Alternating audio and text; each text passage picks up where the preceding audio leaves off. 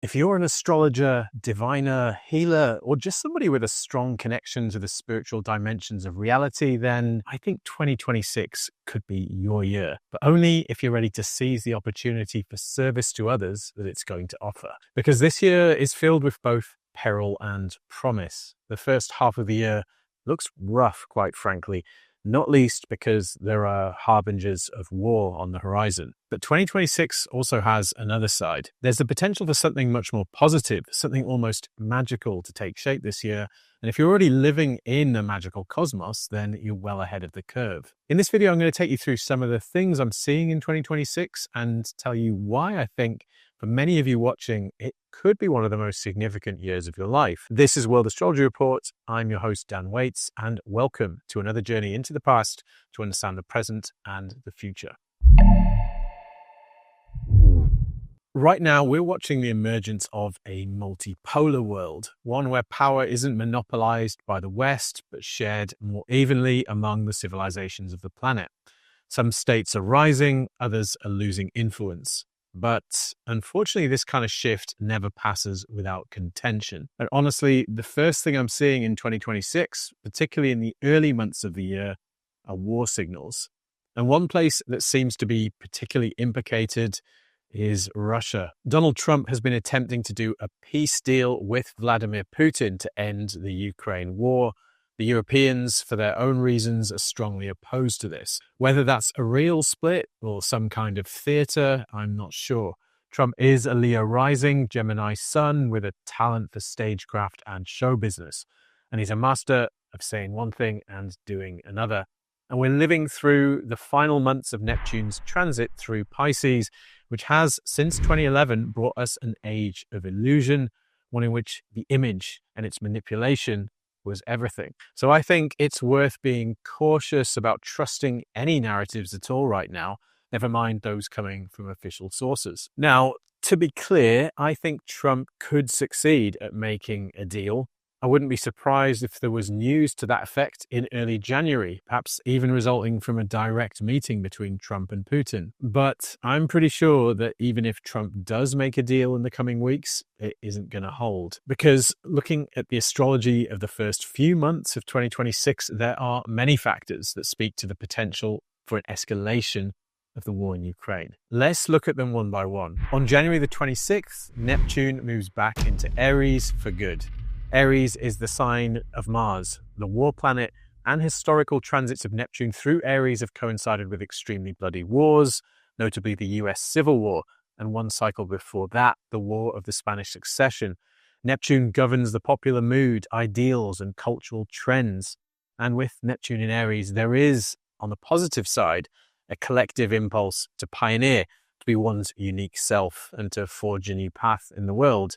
But Aries is an aggressive martial sign, and with the planet of the collective mood in that sign, an astrologer would be foolish to rule out a contentious and warlike climate over the coming years. Now, right as Neptune moves into Aries, in late January, we'll also see a conjunction of Mars and Pluto at 3 degrees of Aquarius. These are reliably violent conjunctions that come around roughly every 2 years. Mars is the war planet, Pluto is the planet of power, life, and death situations, and rebirth. And I'm pretty sure that this conjunction is speaking to events that implicate Russia. I have several natal charts for Russia, and all of them have important chart factors in these early degrees of Aquarius. My suspicion is that this conjunction is pointing to an expansion of the Ukraine war somehow, probably involving NATO. That might be as a result of something the Russians are accused of doing. What's more, on February the 14th, Saturn moves into Aries too. Happy Valentine's Day, friends. Saturn adds a sense of importance, pressure, and weight wherever you find him in the zodiac. And in Aries, he brings that weight to the martial realm of action, assertion, self-discovery, sovereignty, and conflict. What could Saturn in Aries bring? Well, we don't need to guess because in 2025, we already had a preview of Saturn and Neptune in Aries. Saturn joined Neptune in Aries on May the 25th of 2025. We had several months where both planets were in that sign. Immediately after Saturn's Aries ingress, we saw a strong surge in intensity in the war in Ukraine. Russia launched one of its biggest ever attacks on the Ukrainian capital of Kiev, And it came out that Putin's own helicopter had been attacked by Ukrainian drones in an attempt to assassinate the Russian leader. But that wasn't all. Just after Saturn entered Aries, the simmering political conflict in the US ratcheted up to a new level. Protests in Los Angeles against Trump's crackdown on illegal migrants turned violent, and Trump sent in the National Guard to quell them at the objections of the state of California. Suddenly, there were headlines everywhere about civil war coming to the US, a split between state and federal governments, as in 1861. I think those events in the US and in Russia and Ukraine and elsewhere were foreshadowings. They were showing us what we're going to get in 2026 in larger helpings when Saturn returns to Aries next year. But that's not all. In mid-February, we'll see the first eclipse in Aquarius for many years, and that eclipse looks like it has big implications for Donald Trump. If you're enjoying this video so far, then please do click the like button down there and register your approval of this content. And please do subscribe and hit the notification bell to make sure you get alerts from YouTube when I drop new videos. Only if you want to, obviously. On February the 17th, we'll see a solar eclipse in Aquarius. This will be the first time we've seen an eclipse in Aquarius since 2020, when the great triplicity shift, the move from an age of Earth to an age of air, was completed. What ushered in that transition was the first conjunction of Jupiter and Saturn in Aquarius in more than 600 years. The shift into a new elemental age brings geopolitical change. Some states rise, others fall. We're clearly seeing it now, and I think we're going to see an acceleration of that process as eclipses move into Aquarius. This Aquarius eclipse is going to feel quite disruptive and divisive.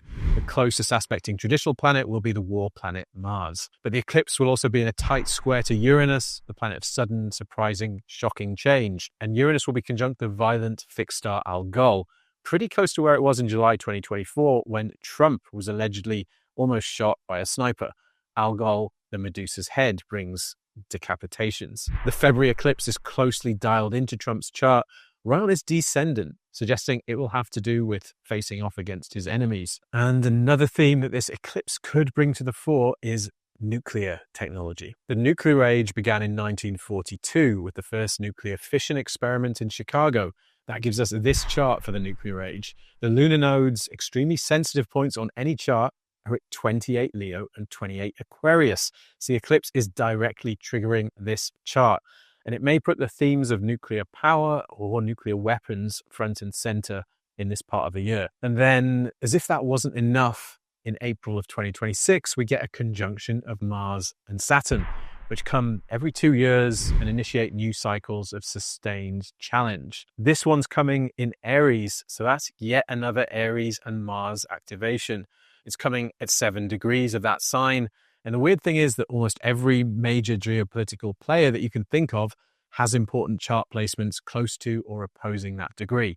NATO, the UK, Germany, France, Russia, China, Taiwan, India, Iran, they're all activated by this conjunction. In my last forecast episode, I talked about how early December, when Mars and Saturn formed their last square of the current cycle, would show us where things were heading. And now in early December, we've just seen the failure of peace talks between the US and Russia, NATO reportedly considering preemptive action against Russia, and Putin saying Russia is ready for war with Europe. That's not a good omen. Are we looking at the outbreak of World War III? Well, I've come to believe that the phrase World War III isn't very helpful.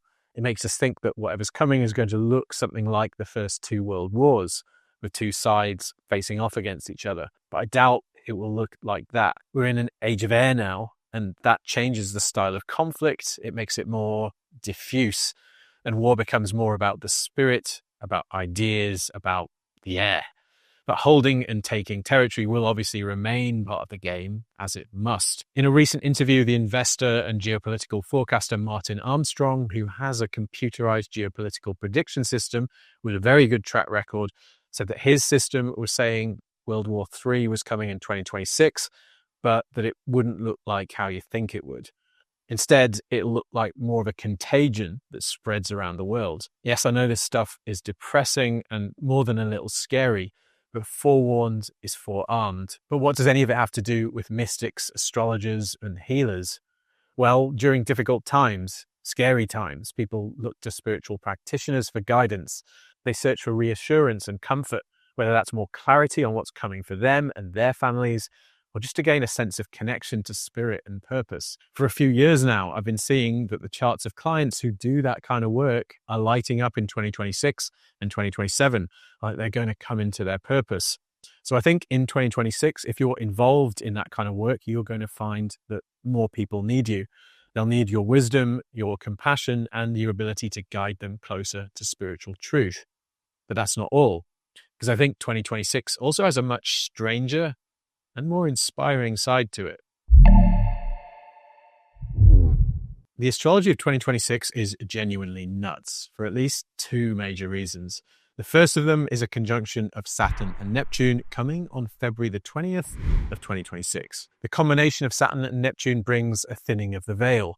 The unreal, the imaginal, the spectral all become more real, just as the solid things we usually rely on become less so. You may have had a sense over the past year that structures in your life that used to be solid have started to dissolve, and there's no obvious way forward. That's the Saturn-Neptune conjunction, and it's telling you that not knowing the way forward is where you're supposed to be right now. But out there in the world, these conjunctions can bring some genuinely strange happenings. Saturn and Neptune met in 1917, also a time of disillusion, when the miracle of Fatima happened, just as the First World War was raging. 3 shepherd children in Fatima, Portugal, had a series of apparent encounters with the Virgin Mary, which culminated in the so-called miracle of the sun, when the sun appeared to dance in the sky in front of an audience of 70,000 astonished witnesses. At another of these conjunctions in 1952, there was a mass sighting of UFOs over Washington, D.C. over 2 weekends in a row, the famous Saucers over Washington incident. Equally strange happenings could be in the post in 2026. And then in the middle of the year, we see some truly remarkable astrology. We see an incredible configuration of planets with Uranus in Gemini, Neptune in Aries, and Pluto in Aquarius, forming what's called a minor grand trine. The configuration is coming in fire and air signs, which are active, outwardly oriented signs. I think this configuration will bring some remarkable new knowledge into the world, or perhaps the rediscovery of old knowledge. The configuration in July represents major moments in 2 synodic cycles, the Uranus-Neptune cycle and the Pluto-Neptune cycle. Both of these cycles have to do with the UFO phenomenon and efforts to define what it is. We've already seen some extremely important movement in this area in 2025, with the remarkable studies of Dr. Beatrice Villarroel and her team, who may well have proved the existence of a network of objects in orbit around the Earth before the Sputnik launch in 1957. For more on this, see this video. And right now, with the launch of the movie Age of Disclosure, we're seeing a faction of intelligence and defense figures pushing for some kind of disclosure of the existence of UFOs. In accord with their professions, their line is that UFOs represent a potential national security threat. I struggle to believe that myself, just because I suspect that if powerful beings in UFOs had wanted to invade the Earth, and so on, they would have done it easily a long time ago. But it doesn't matter so much. In my opinion, any kind of official opening on this subject throws the doors open to many more questions and an impulse to explore the implication of this phenomenon.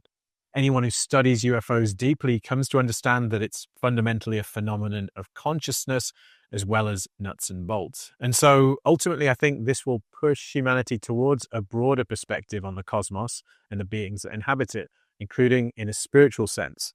I think we're going to move towards a more widespread understanding that humanity really isn't the only intelligent species here on Earth, and that there are spiritual influences on humanity that most people aren't currently aware of. And there's more. I think that the coming spiritual renaissance will include a better understanding of humanity's true past. And there's a single word for that: Atlantis.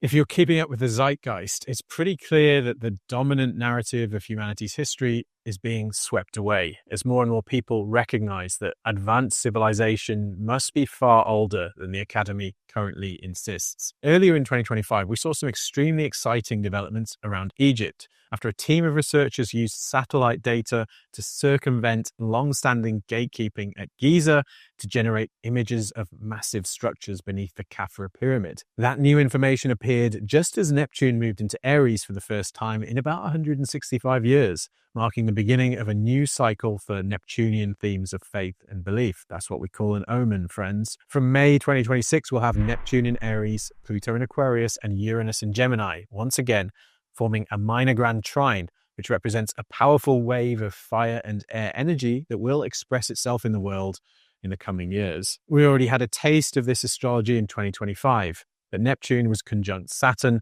which I think has put a bit of a dampener on our ability to feel excited about the moment. That won't be so true as we reach the middle months of 2026, when Saturn will have moved up to 10 degrees from Neptune. And here's where this gets really interesting. There's an intriguing eclipse coming on August the 12th of 2026 at 20 degrees of Leo. It could be in effect weeks and weeks earlier than that. One of the many interesting things about this eclipse is that if you look at the asteroids that are closely conjunct or opposing the eclipse degree, among others, you have Isis, Osiris, Neith, and Nut. They're all major deities in ancient Egyptian religion. What's more, the eclipse is conjunct the asteroid Hermes, who brings to mind the figure of Hermes Trismegistus, the legendary writer of the Hermetica, and a fusion of the Greek messenger god Hermes with Thoth, the Egyptian equivalent. And so I think this eclipse is highlighting ancient Egyptian spirituality and wisdom, which is the source of so much of our occult knowledge today. What's more, there's something interesting about the degree of this eclipse, 20 Leo. Several major spiritual teachers of the 19th and 20th centuries have major placements at this degree, or very close, including Helena Blavatsky, Rudolf Steiner, Sri Aurobindo, and Edgar Cayce. All of these figures spoke of humanity's ancient past, by which I mean, yes, Atlantis. What it all means is a difficult question to answer, but I suspect we're going to see events and discoveries that fuel some sort of spiritual revival and a rediscovery of humanity's true history. And again, that could be where you come in, because you're almost certainly far ahead of the curve when it comes to immersion in spirituality and grasping the spiritual dimensions of life on Earth. I think a lot of quote-unquote normies are going to become far more curious about these topics and will need help coming to understand them better. They're going to need guides, people who aren't fazed by the spectral dimensions of existence. Perhaps that's you. Now, before we go, if you want to know more about what I'm seeing for 2026, then sign up as a member of World Astrology Report on my website, because that will give you access to my full 2026 forecast live stream, in which I break down the major themes of the year transit by transit. Also, signing up gives you access to the bonus sections I include with almost all of my videos, including this one. In the bonus section, we look in more detail at the spiritual teachers whose charts are implicated by this eclipse and think about why their charts are getting pinged this year. Thanks for watching. If you want to know more about why I think a spiritual revival is coming this year and onwards, then you might want to watch this video next. Thanks for watching. I'll see you again soon.